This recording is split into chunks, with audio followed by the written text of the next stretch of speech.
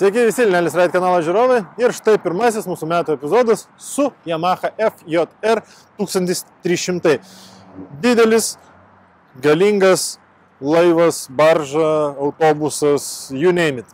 Tai iš tikrųjų motociklas pasižymi labai įspūdingais skaičiais ant popieriaus ir tie skaičiai labai įspūdingai perteikiami yra praktikoje. Tai yra 1.3 variklis, 106 kW ir 134 Newtonai prie 7000 apsukų. Tai iš tikrųjų motociklas tikrai labai įdomi ir labai įspūdingai važiuoja, vėliau aš jums papasakosiu savo įspūdžius nuo jo. Na, dabar šiek tiek apie patį motociklą. Tai modelis yra pradėtas gaminti 2001 metais, labai senai. Tai realiai pačiam modeliu jau yra virš 20 metų. Pirmas modelis ėjo nuo 2001 iki 2003, vėliau nuo 2003 išėjo toks atnaujinimas ir štai yra šitas 2005 metų modelis. Konkretus modelis yra su ABS-u ir tais metais ABS-as nebuvo visuose modeliuose ir tai buvo tiesiog papildoma opcija, kurią galima buvo užsakyti. Taigi, Brembo stabdžiai. Puigo paaukštintas priekinis stiklas elektrareguliuojamas, tai Puigas iš tikrųjų gamina labai gerus stiklus. Šitas stiklas yra žymiai aukštesnis negu standartinis, bet su mano ūgiu norėčiau šiek tiek dar kokiais 5-7 cm, kad jisai būtų aukštesnis. Originalios daiktadėžės. Nežinau, iš tikrųjų, ką daug galėčiau papasakoti apie jis šiaip netrodo labai kaip gražus motociklas, gal net sakyčiau pakankamai toksai neišvaizdus jisai man yra, bet jo tas visas sportiškumas ir čia yra tikrasis sport touringas, kur tikrai sportinio motociklo dvasia su patogia sėdėsena, kur tu neapkrauni savo rankų ir kur tu tikrai gali atsisėsti, nuvažiuoti 400 km ir neturėti jokių problemų. Minusas, kurį aš matau šitam motociklio, tai yra, kad greičių dėžė yra tik tais 5 pavarų. Nuo 2013 metų jie padarė atnaujinimą ir jau padarė 6 bėgių greičių dėžę. Iš privalumų matau, kad tai yra kardanas, tai vėlgi, jeigu kalbėti iš motociklo eksploatacijos pusės, tai ką tai reiškia? Važiuoji, atsukai varžtą, išleidai tepalą, atsukai kitą varžtą, prisipylai tepalą, vėl važiuoji. Gamintojas rekomenduoja keisti reduktoriaus tepalus kas 30 ar 35 tūkstančius kilometrų, kas yra labai ilgas serviso intervalas. Kitas dalykas yra tepalai, tai tepalų keitimas irgi nieko nereikia nuimti, nieko nereikia nuardyti, atsukai, išpylai tepalą, filtrą nuimi, uždėjai kitą, supylai tepalus, važiuoji 10-15 minučių darbas. Tai va, nu ką, mažiau kalbų, daugiau darbų, turbūt sėdam ir važiuojam. Tada aš jau papasakosiu daugiau apie šitą motociklą. Taigi, aš jau ant motociklo. Mano kojas yra beveik pusiau sulenktas. Tai motociklas iš tikrųjų yra pakankamai patogus ir žemesniems vairuotojams. Motociklo svoris, tai nepasakyčiau, kad labai jaučiasi. Tai jo gabaritai ir skaičiai tikrai rodo, kad jisai turėtų būti sunkus, didelis ir su juo važiuoti tik tai tiesiai. Tai to išsiaiškinsim, kaip jisai jaučiasi kelyje. O čia klasika apsukos, greitis ir prietaisų skydelis. Tai kilometražas, kūras, variklio temperatūra, laikrodis. Tai kelionėse motociklas šiaip laikrodį yra faina turėti. Orientuojas, kiek laiko važiuoja ir taip toliau. Tada kūro bakas yra 25 litrai su rezervu, tai nuvažiuoja apie ten nuo 4 iki 500 km su baku. Kai jau ateina laikas iki rezervo, tai tada čia atsiranda kilometražas, kiek tu gali dar nuvažiuoti.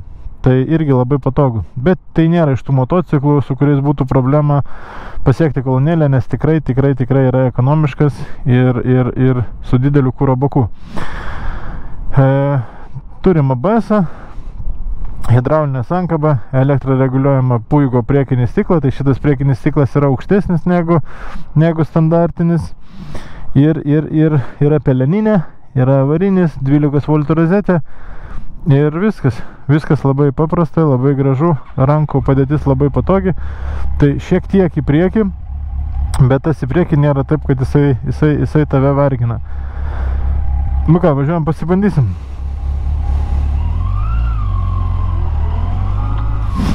Tai iš tikrųjų pirmas tas įspūdis šito motociklo yra, kad jisai sunkus, nevaldomas ir kad su juo būtų mieste pakankamai sunku važiuoti. Tai yra visiškai netiesa. Nedaug aš su juo važiavau. Tas man irgi labai patinka, kad aš nevažinėjęs, neįpratęs ir galiu tą savo nuomonę, sakykime, pasakyti pagal tai, kaip jinai yra iš tikrųjų, o ne pripratęs, žinant kažkokius tai niuansus ir taip toliau. Tai iš tikrųjų tai jis labai manevringas, labai geras komiuteris, tai su juo galima tiek važiuoti atsisėdus, tai nežinau, 400 km, tiek su juo galima važinėti tiesiog į darbą. Tai konkrečiu atveju, kadangi yra tos dėžės, tai jas reiktų nusimti, jeigu taip kasdieniam važinėjimui. Geriausia būtų turėti tiesiog galinę daiktadėžę, bet šiuo atveju tai visiškai manęs netrikdo, kad yra tos dvi šoninės dėžės ir su juo galbūt šiek tiek negu su kitais nesinori. Taip, jis iš tikrųjų yra provokuojantis, bet pats motociklo tipas įpareigoja šiek tiek galbūt kitokiam važiavimui. Tiesiog atsisėdi savo ramiai ir važiuoji. Labai motociklas yra labai artimas tam tikriausiam sport touring apibūdinimui, nes, sakykime, jo pagrindiniai būtų konkurentai, tai BMW K1200. Tai jeigu imti tų pačių metų motociklą, tai labai nedaug man teko su juo važiuoti, bet šiaip irgi labai neblogas motociklas. Ten yra, sakykime, keletas niuansų, ten pavyzdžiui su ABS bloku, tos visos žinomos problemos. Dar ten kelios smulkmenos, bet šiaip tai būtų tikrai labai artimas konkurentas. O iš kitų gamintojų tai būtų Honda ST1300 ir Kawasakis GTR turbūt. Tai Honda būtų visiškai priešingybė, ten, sakykime, motociklas, jisai būtų gal toks švelnesnis, kaip čia pasakyti, švelnesnis, ramesnis, nes vat Yamaha, jinai netgi būdama didelė turinginė ir taip toliau, jinai šiek tiek tą provokuoja pahuliganavot. Tai toks vat būtų mano pastebėjimas tarp ST1300 ir FJR. Ir šiaip man FJR yra gražesnis ir man FJR yra priimtinesnis. Tai iš tokių, sakykime, žinomų pasitaikančių problemų, tai irgi nelabai daug šitas motociklas jų turi. Tai yra problemų ten su elektra, su masė. Tai jeigu kas nors neveikia, iš karto visi sako, ieškokit masę, kur yra, sakykime, kur jinai yra atkibus, atpuvus, atlūžus. O šiaip tai motociklo priežiūra labai paprasta. Labai dideli yra serviso intervalai, bent jau gamintojo rekomenduojami. Tai aš visą laiką sakiau, kad motociklą reikia dažniau apsitarnauti, negu gamintojas rekomenduoja. Bet tepalą pasikeisti nereikia nuiminėti jokių plasmasių. Tai tiesiog atsukai šone, viskas yra prieinama, atsisukai, nusiėmi, pasikeitei filtrą, prisipylei tepalą, važiuoji. Lygiai taip pat yra kardanas. Kardanas irgi yra labai geras dalykas, nes tai žymiai supaprastina priežiūrą, eksploataciją ir taip toliau. Tai tu tiesiog kas 30 000 netgi jie rekomenduoja, tik tai kas daugiau, net kas 40 000 pasikeisti tepalą. Tai irgi labai paprasta, atsukai vieną varžtą, išleidai tepalą, atsukai viršutinį varžtą, pripylei tepalą ir vėl važiuoji savo 30 000. Tai šitie visi dalykai, jie tikrai yra gerai apgalvoti, gerai padaryti inžinieriškai ir tu tiesiog važiuoji, mėgaujas ir nesuki savo galvos. Tai konkretus motociklas pravažiavęs 39 000 beveik, tai šitam motociklui yra, nu, tokia, sakyčiau, lengva apkatkė ir važiuosis dar ir važiuos. Tai Honda, kad jau kaip minėjau, prasidėjo gamyba 2001 metais, atsiprašau, Yamaha prasidėjo 2001 metais, tada 2003 metais išėjo atnaujinimas, 2006 metais dar išėjo vienas atnaujinimas ir nuo 2006 metų jau motociklas yra su ABS. Iki tol ABS buvo optional, tai vadinasi gali būti arba su, arba be. Ir jeigu neklystu, pats pirmas FJR-as, jisai apskritai neturėjo net optiono tokio. Nu, šiaip įdomu, aš dabar važiuoju, pakankamai vėsų yra, kokie 4 laipsniai, vėjuota, o aš savo ramiai važiuoju, stiklas didžiulis, man nei pučia į galvą, nei man kažkaip tai blaško ar dar kažkaip. Man labai komfortiškai save jaučiuosi ant šito motociklo su būtent tokio aukštų priekinių stiklų. Vienas niuansas galbūt, kuris po to pasikeitė 13 metais, jeigu aš neklystu, tai buvo greičių dėžė. Tai čia mes turim 5 bėgių greičių dėžę ir tai tęsiasi pakankamai ilgą laiką, nuo 2001 iki 2013, tai 12 metų. Ir nuo 2013 metų jau atsirado 6 pavara. Taip pat šitų FJR yra su automatinė greičių dėžė. Gyvai matyti neteko, susidurti neteko. Su automatinė greičių dėžė apskritai neturiu labai gerą santykį, nes važinėjau tik tai su Afrika ir kelis kartus esu važiavęs su Honda NC, bet tik tai šiaip, o su Afrika važinėjau normaliai ir kai tu išmoksi naudoti automatą, kai tu pradedi su juo ten, sakykime, žaist, nusimetinėti bėgius, tai iš tikrųjų labai smagus dalykas. Pats motociklas tai, nu, visiškai yra prasme, laivas ir su juo, nu, apskritai nematau jokių problemų nei važiuoti mieste, nei važiuoti į užmiestį. Man tokio tipo motociklai nepatinka, aš gal, sakykime, esu dar per jaunas, ar kaip čia įvardinti, ar mano tiesiog važiavimo pomėgiai šiek tiek kitokie. Bet šiaip tai yra gera britva su būtent turingo, tas vairas iškeltas ir tu sėdi patogiai, rankų nevargini, nes tu ant ranko nėra jokio svorio. Tai iš tikrųjų galima su juo nuvažiuoti ne 100 km be sustojimo ir tai tikrai nesudarys jokių problemų. Tai nuo 2001 iki 2003 metų, jeigu aš neklystu, tai FJR-as turėjo stabdžių diskus 200 iki 300 mm, o nuo 2003 metų jau buvo šioks toks upgrade'as stabdžių diskam ir pasidarė 320 mm. Tai nežinau kaip pirmas FJR-as, bet va šitas FJR-as tai stabdo labai įspūdingai, Brembo stabdžiai, Nisino supportai. Tai tikrai yra labai efektyvus, labai geras stabdymas ir tas ABS-as pakankamai senas, bet jisai tikrai normaliai veikia ir tikrai neturėjau kažkokių tai niuansų, įskaitant tai, kad dabar yra šalta ir dabar tikrai yra galima gerai pasibandyti tos stabdžius, sakykime, ir kaip veikia tas ABS-as. Nu, stiklas tas man visai smagu, čia toks, sakykime, gal iš tos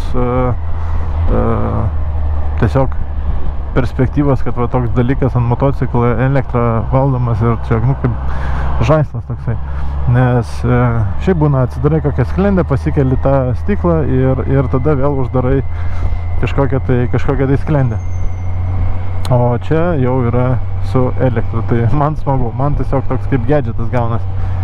Tai tas stiklas turi savo niuansų, galbūt dar norėčiau šiek tiek aukštesnį stiklą, nes dabar toksai pas mane vaizdas biški per priekinį stiklą ir biški šiek tiek per viršų. Tai jeigu jisai būtų kokių, nežinau, 5 cm aukštesnis, tai jis tada būtų idealaus aukščio.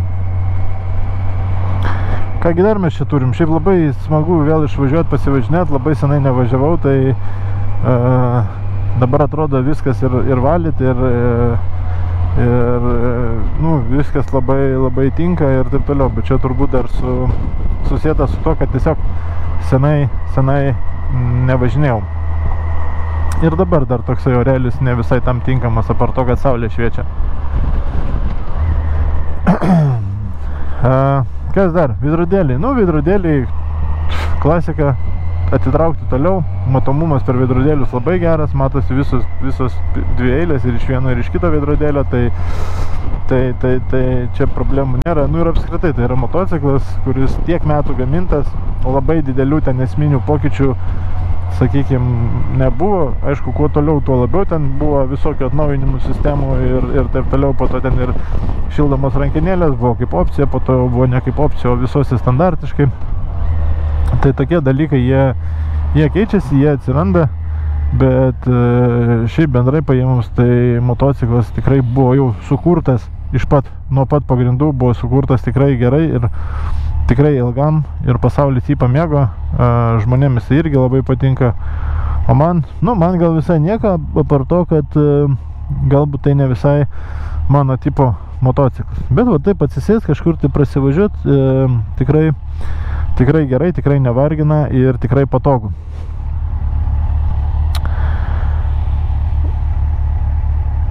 Ką mes čia dargi ant jo turim? Turim reguliuojamus priekinius dar amortizatorius, pamiršau paminėti. Galia irgi yra soft hard. Tai šiaip nemažai girdėjau atsiliepimų, kad jisai pakankamai kietas. Ir dar neturėjau progos išbandyti, nes kelias čia dabar, kur važiavau, visur geras. Tai reiktų, sakykime, kažkur, kur yra blogesnis kelias, tada galima būtų įsivertinti. O kas liečia motociklo nuvažiavimą nuo kelio, tai tą vadinamą bekelio bent šiek tiek, tai yra visiškas red flagas ir to daryti nei reikia, nei galima, nei rekomenduojama su tokiu motociklu. Tam yra šiek tiek kitokie motociklai ir kitokia technika.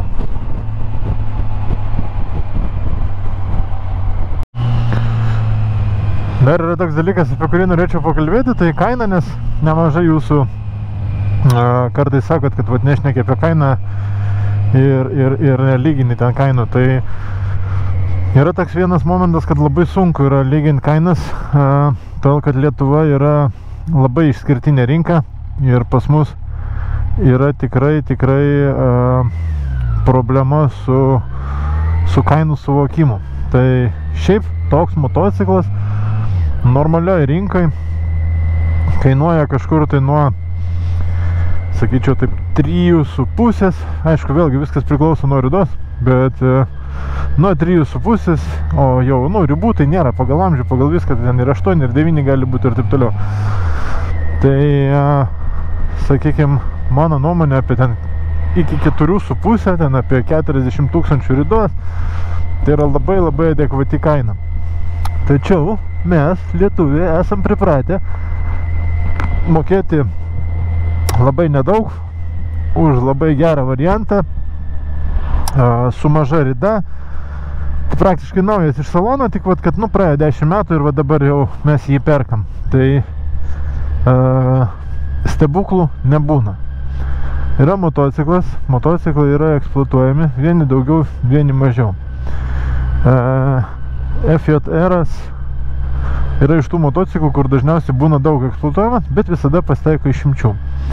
Tai atsidariau, pasižiūrėjau skelbimus, yra ir su 100 000 rida, yra ir su 40 000 rida, yra ir su 60 000 rida, ir visų kainos yra pakankamai skirtingos. Tai šiaip aš tiesiog manau, kad yra geriau nusipirkti motociklą su 60 000 rida, negu nusipirkti motociklą su 30 000, realių 90 ir tikėtis, kad tas motociklas yra nuvažiavęs 30 000. Ta prasme, tai yra mūsų žmonių tautos naivumas ir perka ir sakykime, jam geriau su 30 000 rida, kuri yra atsukta ir vis dar tas naratyvas egzistuoja ir mes jo niekaip negalim atsikratyti. Atsiminkit tik vieną. Technika važiuoja, technika turi važiuoti ir rida, jeigu motociklas, automobilis ten yra prižiūrėtas, tai nėra tragiškas kriterijus. Taip, ten, sakykime, dėvisi detalės, ten daug yra niuansų, bet nepamirškit, kad tas, kas daug važiuoja, tas daug ir prižiūri.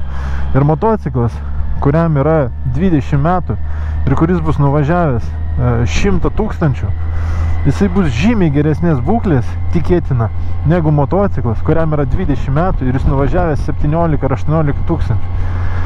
Tai jeigu motociklas per metus nenuvažiuoja 1000 kilometrų, tai ko iš jo galima tikėtis? Ta prasme, kaip apskritai taip sutelpa galvoje žmonėm, kad ta prasme motociklui 20 metų, 17 000 ridos ir čia bus zaibys variantas. Nebus, iškart jums taip sakau. Tai esu matęs tokių variantų, kur ten motociklas 12 metų, padangos dar 12 metų. Tai ta prasme, čia yra pirmas žingsnis nelaimės link. Ta prasme, čia yra nesąmonė. Jau nekalbu apie tai, kad viskas, kas nejuda, tas miršta. Tai motociklas neišimtis. Jeigu jis nejuda, jisai miršta. Ir kai tada pradedi su juo važiuoti, ir ten blogai, ir ten kažkas atsitiko, ir ten kažkas atsitiko, ir ten bėgti, ir ten rasot pradėjo, ir taip toliau, ir taip toliau. Tai nereikia sakyti, kad viskas 100% yra ten blogai, ir taip toliau, ir taip toliau. Visada yra, sakykime, visada tikrai pasitaiko variantų, aš, sakykime, žinau netgi kokiu būdu atsiranda tie variantai, kaip taip susiformuoja, kad nusiperka mocą ir nepravažiuoja nieko. Tai visokių tų situacijų yra. Bet nereikia naiviai tikėtis, kad dabar pas mus visus lietuvius yra 20 metų senumo, 15-20 metų senumo motociklai su ten 25 000 rida. Taip nebūna, tokių stebuklų nebūna. Kitas momentas, jeigu jūs atsidarat skelbimą ir matot, kad kažkoks tai motociklas kainuoja ten, tarkim, 3,5, 4 000 eurų, o Vokietijoje tokio motociklo, bet ten 5 000 tu nerasi, tai jau yra red flagas, ta prasme, jau kažkas yra negerai. Vokietija yra labai geras indikatorius motociklų, sakykime, ir automobilių kainų. Jie turi, aišku, sakykime, šiek tiek kitokius kriterijus ir pas juos, pavyzdžiui, rida yra pakankamai kritinis momentas. Tai jeigu automobilis būna iki 200 000 ridos, jisai jau yra, ta prasme, brangesnis ženkliai negu virš 200 000 ribos. Su motociklais ten yra kitų niuansų, bet skelbimų portalas Mobilė yra labai geras ir susiorientuoti, kokia yra kaina. Atsidarai Autopliusą ir ten pas mus kažkoks tai kosmosas, ta prasme, apynaujai motociklai ten už pusę kainos, už ten, sakau, kur net, tokių niekur net neįmanoma rasti. Tai, reikia kažkaip tai šitą dalyką, nežinau, aišku, čia, aš ta prasme tam įtakos jokios negaliu padaryti, aš tik tai galiu bandyti sakyti, kad jūs nedarykit nesąmonių, nes, čia yra nesąmonė, ta prasme, prisiperka motociklų, aš turėjau visokiausių, sakykime, pavyzdžių, kur nusiperka visišką lavoną, kur variklio ten visokie laikikliai išlūžė ir taip toliau, ir po to sako, tai va, mane apgavo. Tai nereikia tikėtis už pusę kainos gauti daiktą, kuris, ta prasme, tau nepriekaištingai tarnaus ir taip toliau. Taip nebūna. Stebuklų pasaulyje nebūna. Yra, kur žmogus parduoda variantą, ten pasikeitus gyvenimo situacijom ir taip toliau, bet tai nėra masinis reiškinys. Tai reiškia ir motociklai su mažom ridom, jie irgi dar priklausomai nuo koks motociklas, tai va toks FJR, sakykime, su maža rida, tai yra šiek tiek keistas dalykas ir jisai, reiškia, buvo naudotas ne pagal paskirtį. Tai va, tai grįžtant prie kainos, toks FJR kainuoja kažkur, tai sakykime, vėlgi priklauso nuo kelių ten niuansų, rida ir taip toliau, komplektacija, bet nuo 3,5 iki kokių 5,5-6 000 eurų. Aš jau nekalbu apie dar naujesnius modelius, kurie dar yra šiek tiek, sakykime, brangesni. Tai mano nuomonė, tai yra protingi pinigai už gerą daiktą, kuris gali būti tiek miesto transportas, tiek užmiesčio transportas, toksai, sakykime, universalesnis daiktas. Su šito motociklu tu pritapsi prie visokios kompanijos, kas važiuoja su streetais, kas važiuoja su britvom, ta prasme, tai irgi yra kažkam svarbus dalykas. Tai čia tiesiog kiekvienam yra savas pasirinkimas. Na, o aš jau šiandien biškį sušalau, tai važiuoju namo, ties to baigsim šitą video. Jau labai nekantrau padaryti video, nes praeitis sezono pabaigoje nespėjau prifilmuoti iš tikrųjų nieko. Turėjau labai daug darbo ir gavosi šioks toks šnipštas. Bet mačiau, kad jūs vis žiūrit, mačiau, kad jūs vis komentuojat, mačiau, kad atsiranda į sezono pradžią vis naujų subscriberių. Tai šį sezoną aš tikrai paruošiu keletą kitokių rubrikų ir tikrai bus šiek tiek įtraukiamo turinio ir nenoriu daug prisižadėti, bet gal netgi bus ir kažkas tai dar įdomesnė negu tik tai toksai turinys. Tai kągi, ačiū, kad žiūrit, būtinai pasubscribinkit, būtinai paspauskit laiką, kad vis daugiau matytų. Iki gegužės 3, tai yra data, kai prieš metus išėjo mano pirmas video, noriu surinkti 1000 subscriberių, tai bus toksai mano tikslas pasiektas. Tai tikrai būsiu labai dėkingas, jeigu prisidėsit, nes žiūri daugiau negu yra pasubscribinę. Tai reiškia, ne taip sunku, paimat, paspaudžiat ir laukiat naujų video. Kiekvieną sekmadienį video su motociklo apžvalgom, na, o kiti video išeidinės kitom dienom, nesimaišys su būtent moto apžvalgom. Padarysiu ir tokią kelionę ir dar turiu kelias idėjas. Tai viskas su laiku. Dar kartą labai ačiū, kad žiūrit. Komentuokit, kokio turinio norit. Komentuokit ten, jeigu kažkam nepatiko, rašykit, kad debilas ar dar kažką, tai viskas čia yra gerai. Bet svarbiausia yra, kokio turinio, kokie motociklai domina. Viską rašykit, bandysiu gauti. Galbūt reikia pakeisti kažkokį, tai sakykime, konceptą, gal dar kažkas jūs domina. Tai ačiū už palaikymą ir lauksiu iš jūsų žinučių. Geros dienos, gerą vakarą, nežinau, ką veikiat ir gal gerą rytą. Iki kitų pasimatymų.